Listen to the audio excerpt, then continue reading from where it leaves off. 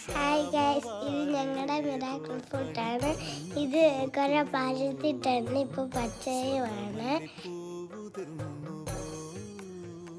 ഇത് ഞങ്ങളുടെ താമരപ്പൂവാണ്, താമരക്കുളമാണ്. ഇതിനകത്ത് കുറേ മീനുകളുമുണ്ട്.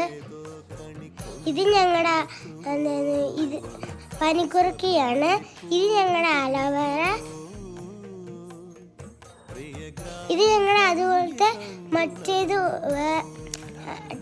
ഒരു ടൈപ്പ് പോലുള്ള അലോവേരയാണ്.